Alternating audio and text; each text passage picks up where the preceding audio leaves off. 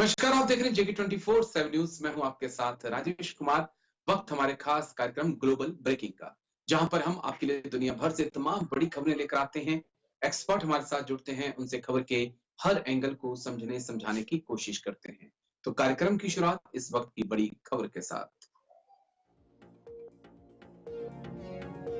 तो बड़ी खबर आपको बता दें, हिजबुल्लाह का टॉप कमांडर जाफर खादर मारा गया। आईडीएफ ने एक्स पोस्ट में लिखा एलिमिनेटेड। लेबनान से हिजबुल्लाह से जुड़े लोग पकड़े गए। हिजबुल्लाह के हमले से कई लोग इजराइल में घायल हुए। बड़ी खबर आपको बता दें, हिजबुल्लाह का टॉप कमांडर जाफर खादर मारा गया। आईडीएफ ने एक्स पोस्ट में लिखा एलिमिनेटेड। लेबनान से हिजबुल्लाह से जुड़े कई लोगों को पकड़ा गया है। हिजबुल्लाह के हमले से कई लोग घायल हुए इजराइल में। बड़ी खबर आपको बता दें इस वक्त की, हिजबुल्लाह का टॉप कमांडर जाफर खादर मारा गया। आईडीएफ ने एक्स पोस्ट में लिखा एलिमिनेटेड। लेबनान से हिजबुल्लाह से जुड़े लोग पकड़े गए हैं। हिजबुल्लाह के हमले से कई लोग घायल हुए। बड़ी खबर, हिजबुल्लाह का टॉप कमांडर जाफर खादर मारा गया। आईडीएफ ने एक्स पोस्ट में लिखा एलिमिनेटेड। लेबनान से हिजबुल्लाह से जुड़े लोग पकड़े गए।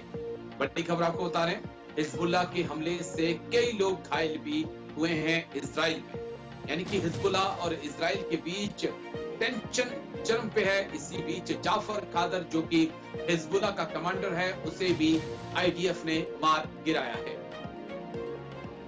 हिजबुल्लाह की लगभग 90% टॉप लीडरशिप खत्म हो चुकी है, लेकिन क्या हिजबुल्लाह सरवाइव कर पाएगा? और जिस प्रकार से हिजबुल्लाह की ताकत पर लगातार आईडीएफ का प्रहार जारी है, अब सवाल उठ रहा है कि कब तक हिजबुल्लाह इजराइल का सामना कर पाएगा। हिजबुल्लाह, जिसके बारे में बड़े बड़े दावे किए जाते थे, जिसके पास कहा जाता था 1.5 से 2 लाख सैनिक हैं, रॉकेट्स की भरमार है, वो इजराइल की ताकत के आगे पुनः साबित होता हुआ नजर आया है। हमारे साथ विदेश मामलों के जानकार करोड़ी सिंह जी जुड़ चुके हैं। सीधा करोड़ी सिंह जी के पास चलेंगे डिटेल से समझने के लिए। बहुत बहुत शुक्रिया करोड़ी सिंह जी। जय हिंद। सबसे पहले थैंक यू समय देने के लिए सर,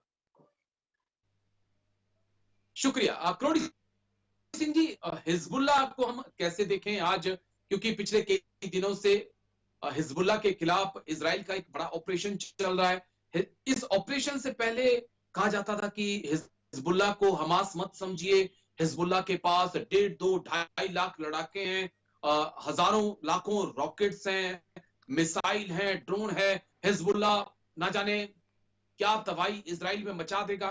लेकिन जिस प्रकार से टॉप लीडरशिप को खत्म किया इजराइल ने हिजबुल्लाह की, और जिस प्रकार से हिजबुल्लाह को टारगेट किया जा रहा है, तमाम कमांडर्स मारे जा रहे हैं, और हिजबुल्लाह की जो रॉकेट फोर्स थी, या जिसके बारे में बढ़ चढ़कर बताया जा रहा था कि आतंकियों की एक बड़ी फोर्स है, वो भी ढहती हुई नजर आ रही है सर।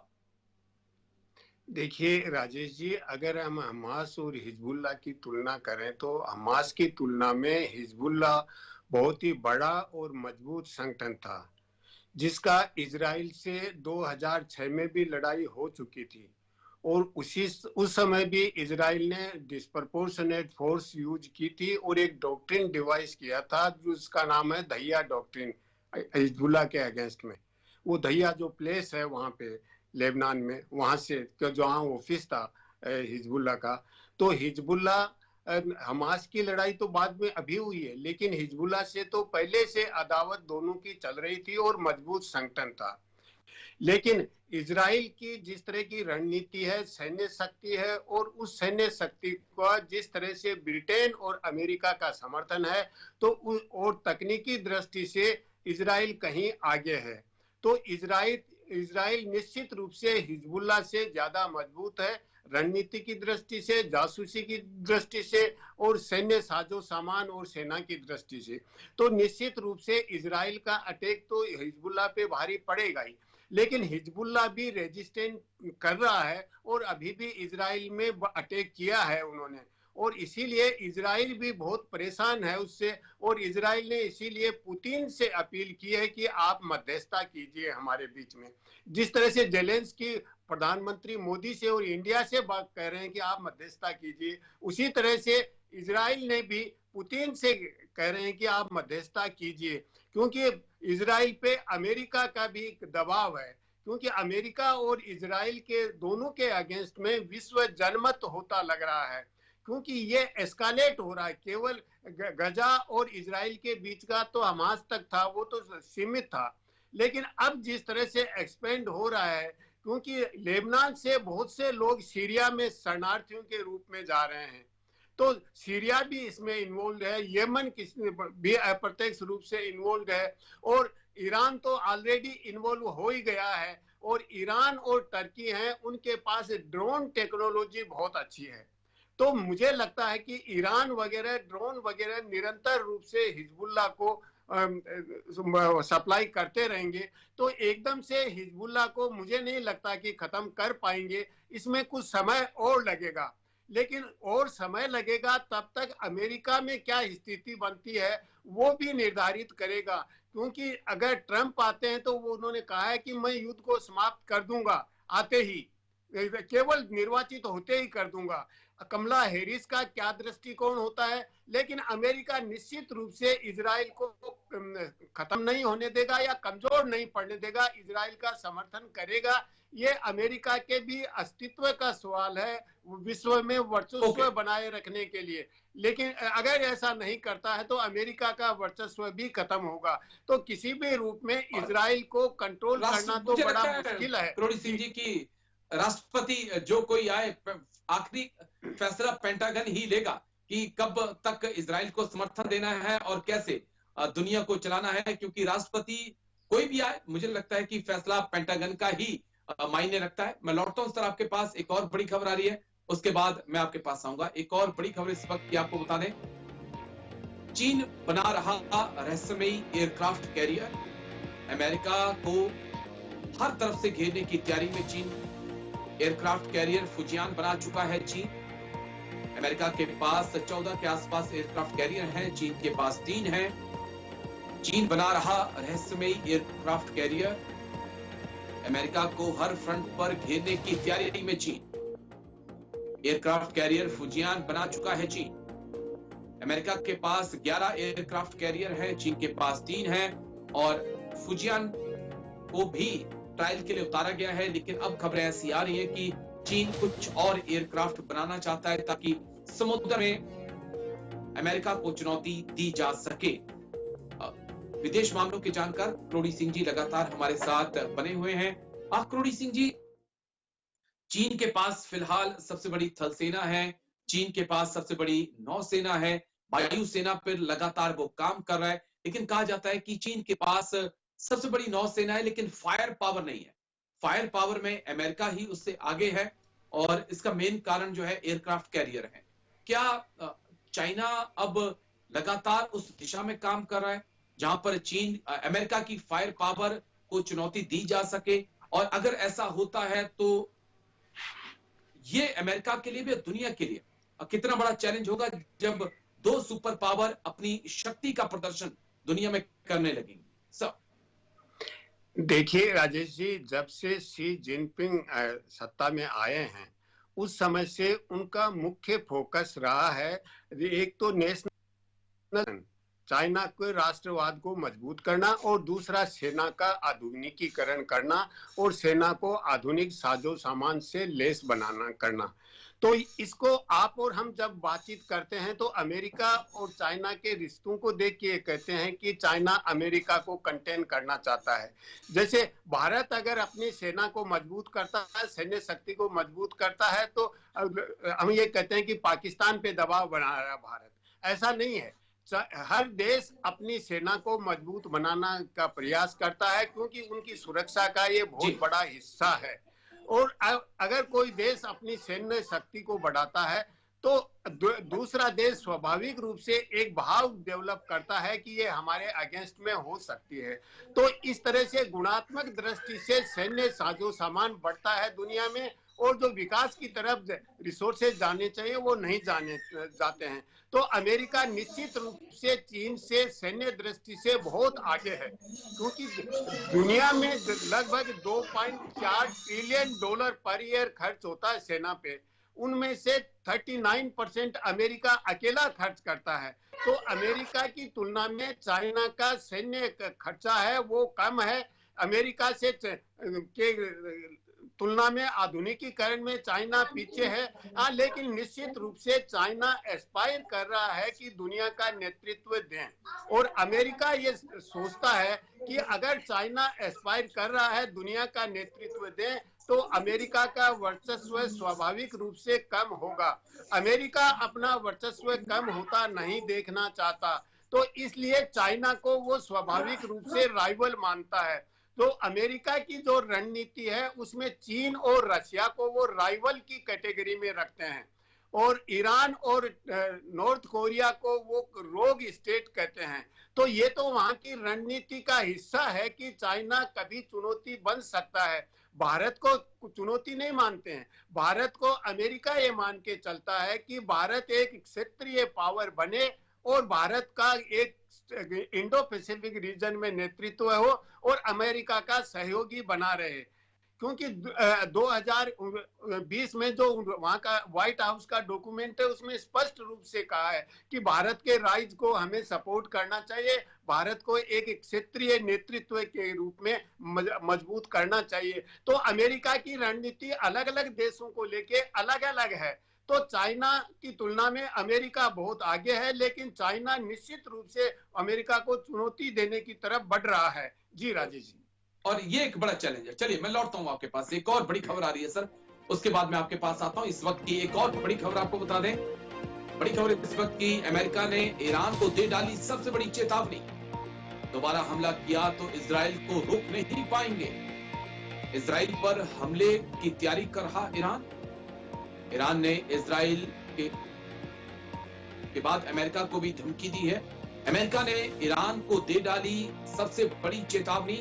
दोबारा हमला किया तो इजराइल को रोक नहीं पाएंगे। बड़ी खबर आपको बता दें, अमेरिका ने ईरान को दे डाली है चेतावनी। दोबारा हमला किया तो इजराइल को रोक नहीं पाएंगे। इजराइल पर हमले की तैयारी कर रहा ईरान ने इजराइल और अमेरिका को धमकी दी है। इसी बीच अमेरिका ने भी ईरान को चेतावनी दे डाली है कि अगर अब हमला किया इजराइल के ऊपर तो हम इजराइल को रोक नहीं पाएंगे। क्या कुछ अमेरिका कहना चाहता है, ये समझने के लिए हम करोड़ी सिंह जी के पास चलेंगे। करोड़ी सिंह जी, अगर अमेरिका की तरफ से कहा जा रहा है कि ईरान ने अगर फिर हमला किया तो हम इजराइल को अब रोक नहीं पाएंगे, ये क्या मैसेज है तेहरान के लिए? कुछ बड़ा होने वाला है क्या सर? देखिए, ऐसा है कि दुनिया का अमेरिका पे और इजराइल पे दबाव बन रहा है, क्योंकि ये कहा जा रहा है कि इजराइल जिस तरह का अटैक कर रहा है वो एक डिस्प्रपोर्शनेट है, जेनोसाइड के इक्वल मानते हैं। तो उस दबाव की वजह से अमेरिका पे भी, उसके मित्र राष्ट्रों का भी, विशेष रूप से यूरोपियन कंट्रीज का भी दबाव बन रहा है। तो ऐसी स्थिति में जब इजराइल और ईरान दोनों एक दूसरे से टकराते हैं तो हालात और बिगड़ता है और अमेरिका को प्रत्यक्ष रूप से सम्मिलित होना पड़ सकता है। इसलिए अमेरिका ये चाहता है कि ईरान और इजराइल का मामला है वो ज्यादा नहीं बढ़े। अगर बढ़ेगा तो इजराइल अकेला कुछ नहीं कर पाएगा, क्योंकि रशिया ने अश्योरेंस दे रखा है, पूरी अच्छी तरह समझ है कि F-35 से अगर इजराइल अटैक करता है तो उसका काउंटर हमारे पास है और हम आपके साथ हैं। तो रशिया प्रत्यक्ष रूप से खुलकर ईरान के साथ है। तो ऐसी स्थिति में अमेरिका का ये कहना है कि अगर ईरान दोबारा अटैक करता है इजराइल पे तो अमेरिका उसके साथ रहेगा। तो ये तो अमेरिका का कोई नया दृष्टिकोण नहीं है, ये तो पहले से ही दृष्टिकोण है। और अगर ईरान करता है तो इजराइल अकेला काउंटर नहीं कर पाएगा, तो अमेरिका स्वाभाविक रूप से इन्वॉल्व होगा। और उसकी ऑलरेडी अमेरिका ने मिडिल ईस्ट में अपने जो मिलिट्री बेस हैं और जितने नेवल बेस हैं उन पे तैयारी कर रखी है, ऑलरेडी तैयार है अमेरिका ऐसी स्थिति के लिए। लेकिन अमेरिका का प्रयास यह है कि ईरान से प्रत्यक्ष रूप से लड़ाई नहीं लड़के परोक्ष तरीके से लड़ा जाए और उसमें रिजीम चेंज का प्रयास किया जाए। तो मुझे लगता है कि ईरान, इजराइल और अमेरिका की जो इंटेलिजेंस है वो मुझे लगता है कि ज्यादा एक्टिव हैं कि किसी न किसी में ईरान में इस तरह का माहौल बनवाया जाए कि रिजीम चेंज हो जाए। तो रिजीम चेंज किस रूप में कर पाएंगे? सैंक्शंस से तो पर्याप्त नहीं है। सैंक्शंस का प्रभाव तो न ज्यादा रशिया पे पड़ा न ईरान पे पड़ा। दोनों की अर्थव्यवस्था, रशिया की अर्थव्यवस्था यूरोप और अमेरिका की अर्थव्यवस्था से तेज गति से बढ़ रही है। जी जी करोड़ी सिंह जी, मैं बहुत छोटा सा जवाब अगर आपसे चाहूं कि अगर रशिया खुलकर ईरान के समर्थन में खड़ा हो जाता है तो क्या इंपैक्ट इस टेंशन पर, इस विवाद में पड़ सकता है? क्योंकि रशिया खुद इस वक्त फंसा हुआ है। वो 2.5-3 साल हो गए, वो आज तक यूक्रेन को नहीं हरा पाया। देखिए राजेश जी, ये तो दुनिया का इतिहास बताता है, मिलिट्री साइंस का इतिहास, मिलिट्री के इन्वॉल्वमेंट का, कि किसी भी देश में सेनाएं अगर देश के अंदर घुस जाती हैं तो उनको मैनेज करना बहुत मुश्किल हो जाता है। सेनाएं बॉर्डर पे लड़ने के लिए होती हैं। अमेरिका अफगानिस्तान को नहीं कंट्रोल कर पाया 20 साल तक, वियतनाम को पहले नहीं कर पाया था, इराक को नहीं कर पाया। तो ये तो कितना ही बड़ा पावर हो, अगर बॉर्डर पे लड़ती हैं सेनाएं तब तक तो ठीक है, देश के अंदर जाने के बाद में ये संकट होता है। तो रशिया अगर यूक्रेन में नहीं जीत रहा है तो इसका मतलब ये तो हम नहीं मान सकते कि रशिया का जो फायर पावर है वो कहीं बहुत ज्यादा कम हो गया है, क्योंकि न्यूक्लियर पावर है, न्यूक्लियर वेपन्स है रशिया के पास। और मेरे ख्याल से ये सब चीजें समझते हुए ही नेतन्याहू ने पुतिन से अपील की है कि आप मध्यस्थता कीजिए। कि अगर चीजें इतनी अच्छी होती तो नॉर्थ कोरिया से सोल्जर नहीं बुलाने पड़ते। और कल ऐसी खबरें भी आ रही हैं कि नॉर्थ कोरिया के भी कई सोल्जर जो हैं वो रूस यूक्रेन की जंग में मारे जा चुके हैं। तो यानी कि कहीं ना कहीं मिलिट्री पावर के तौर पर रूस के लिए एक बड़ा सेटबैक है ये। मैं लौटता हूं सर आपके पास, एक और बड़ी खबर है, उसके बाद मैं आपके पास आता हूं। बड़ी खबर आ रही है इस वक्त की, उसके बाद करोड़ी सिंह जी के पास हम चलेंगे। बड़ी खबर आपको बता दें, भारत, अमेरिका ने मिडिल ईस्ट में महाविनाशक हथियार भेजे हैं। B-52 bombers aircraft carrier America ने भेजा है। अमेरिका ने ईरान को चेतावनी भी दी है। B-52 bombers aircraft carrier America ने भेजा। अमेरिका ने मिडिल ईस्ट में भेजे महाविनाशक हथियार। B-52 bombers aircraft carrier America ने रवाना किया। अमेरिका ने ईरान को दी सीधी चेतावनी।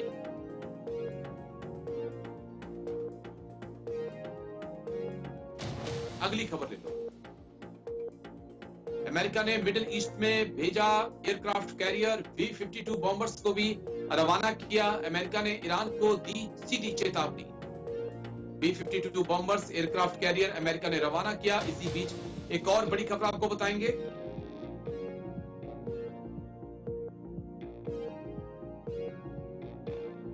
अमेरिका ने ईरान को दे डाली है सीधी चेतावनी। B-52 bombers aircraft carrier America ने रवाना किया।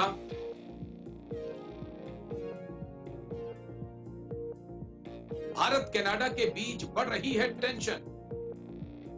हमारे अफसरों की निगरानी कर रहा कनाडा, भारत का आरोप। भारत के विदेश मंत्रालय ने कड़ी आपत्ति जताई है। निज्जर हत्याकांड के बाद दोनों देश आमने सामने हैं। भारत कनाडा के बीच बढ़ रही है टेंशन। हमारे अफसरों की निगरानी कर रहा कनाडा, भारत के विदेश मंत्रालय ने जताई कड़ी आपत्ति।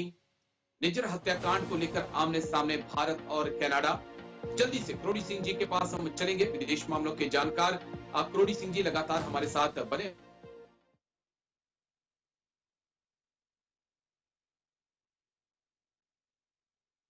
रिश्तों में घट रहा है, इसे आप कैसे देखते हैं? लगातार कनाडा बेबुनियाद आरोप लगा रहा है, लेकिन अब खबरें आ रही हैं कि वो भारत के जो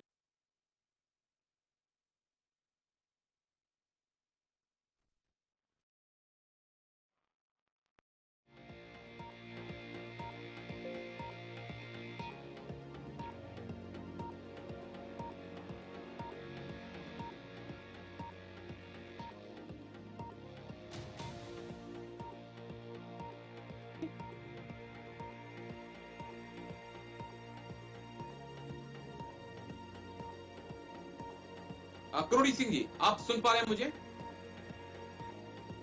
जी राजेश जी। करोड़ी सिंह जी, भारत कनाडा के रिश्ते किस तरफ जा रहे हैं सर? जिस प्रकार से अब भारत ने कहा है कि कनाडा, हमारे जो अधिकारी हैं वहां पर, उनकी भी खुफिया जानकारियां को जुटाने की कोशिश कर रहा है, उनके ऑडियो वीडियो को ट्रैक रिएक्ट किया जा रहा है। क्या कुछ कनाडा के दिल में है? कल ही उसने भारत को उन 5 देशों में रखा था जो उसके लिए सबसे ज्यादा खतरनाक है। सर देखिए राजेश जी, भारत और कनाडा परंपरागत रूप से बहुत अच्छे मित्र राष्ट्र रहे हैं। भारतीयों के का कनाडा के विकास में बहुत बड़ा योगदान है। दुनिया के किसी भी ग्रुप का इतना बड़ा योगदान नहीं है कनाडा के विकास में जितना भारत का है। लेकिन पिछले 1-1.5 साल से जिस तरह के रिश्तों में अदावत आई है दोनों देशों के बीच में, और आरोप प्रत्यारोप का जो आक्रामकता आई है वो अनयूजुअल है। मेरे ख्याल से ऐसी भारत के किसी भी देश के साथ इस तरह की आक्रामकता नहीं आई है, हजारों किलोमीटर दूर होने के बाद भी। तो कनाडा ने इसीलिए भारत को अदावत वाला देश, एक दुश्मन देश की कैटेगरी में रख दिया है। और भारत भी कनाडा के साथ अब बातचीत के लेवल पे नहीं जाना चाहता, कनाडा भी नहीं जाना चाहता। तो ऐसी स्थिति में किस तरीके से स्थिति को संभाला जाए, ये दोनों देशों के लिए चुनौती है, क्योंकि अदावत का लेवल इतना ज्यादा बढ़ गया है। इसमें कुछ तो कनाडा की आंतरिक राजनीति है, वो इसके लिए जिम्मेदार है। क्योंकि कनाडा में जिस तरह का आंतरिक राजनीति और जिस तरह का वहां के प्रधानमंत्री का दृष्टिकोण है, उसकी वजह से स्थिति बिगड़ती गई। और भारत बार बार ये कहता रहा कि आप कुछ क्रेडिबल एविडेंस दीजिए। जब तक एविडेंस नहीं है भारत के इंटरफेरेंस का, या भारत वहां के चुनाव में कोई इंटरफेरेंस करता है, भारत हिंसा भड़काता है, ये आरोप निराधार हैं। और अंततः जब भारत के गृह मंत्री पे आरोप लगा दिया गया तो और रिश्ता बिगड़ना स्वाभाविक था। किसी भी देश के गृह मंत्री पे हजारों किलोमीटर दूर देश यह आरोप लगाता है कि आपका गृह मंत्री हमारे यहाँ हिंसा फैला रहा है या उसको सपोर्ट कर रहा है, ये बहुत बड़ा आरोप है किसी भी देश में। तो भारत निश्चित रूप से, भारत का दृष्टिकोण आक्रामक होना स्वाभाविक था। तो ऐसी स्थिति में अब किस दिशा में जाया जाए बड़ा मुश्किल है, क्योंकि अमेरिका भी कनाडा के साथ होगा। क्योंकि 5 आइज नाम का एक ग्रुप बना रखा है, इसमें ऑस्ट्रेलिया, यूनाइटेड किंगडम, अमेरिका और न्यूजीलैंड मिलके 5 देशों का है। तो अमेरिका चाहते हुए भी, अमेरिका बार बार ये अपील भी करता है कि कनाडा और भारत दोनों कोऑपरेट करें, लेकिन अमेरिका की मजबूरी है कि उसको अपने अलायंस की वजह से कनाडा के साथ होना पड़ेगा। तो अमेरिका भी भारत के साथ नहीं आ सकता। तो ऐसी स्थिति में दोनों देशों को कैसे रिकंसाइल किया जाए, यह बहुत बड़ी चुनौती है दोनों ही देशों के लिए। क्योंकि भारत के बहुत से विद्यार्थी वहां हैं, भारत अब अगर आना जाना नहीं होगा, दोनों में पीपल टू पीपल कांटेक्ट कम होगा, तो कनाडा के विकास को भी नुकसान होगा और भारत को भी नुकसान होगा। तो इसको कैसे सेट ऑफ किया जाए, कैसे आगे बढ़ा जाए, ये बहुत बड़ी चुनौती है। क्योंकि युद्ध की दोनों देशों के बीच में कोई संभावना नहीं है, ऐसा नहीं लगता कि दोनों देशों में कोई युद्ध होगा। लेकिन अगला चुनाव होता है वहां संसद का, मेरे ख्याल से उस चुनाव के बाद स्थिति में कुछ बदलाव आ सकता है। उस चुनाव से पहले मुझे नहीं लगता कि स्थिति में कोई आधारभूत परिवर्तन आएगा। जी राजेश जी। जी बिल्कुल सर, क्योंकि ये अब बात जस्टिन ट्रूडो की राजनीति से आगे बढ़ चुकी है, क्योंकि इस प्रकार के आरोप, निराधार आरोप, बेबुनियाद आरोप भारत के ऊपर लगाए जा रहे हैं, ये बिल्कुल सरासर गलत है। और भारत के विदेश मंत्रालय ने इन तमाम आरोपों का खंडन किया है और साथ में ये भी कहा है कि आप हमारे अधिकारियों की जासूसी ना करिए। लेकिन बहुत बहुत शुक्रिया करोड़ी सिंह जी, आप आए और तमाम पहलुओं पर आपने इतनी बारीकी से बात रखी, बहुत बहुत शुक्रिया इसके लिए। तो आज ग्लोबल ब्रेकिंग में मेरे साथ इतना ही, कल फिर होगी मुलाकात, दीजिए इजाजत, नमस्कार।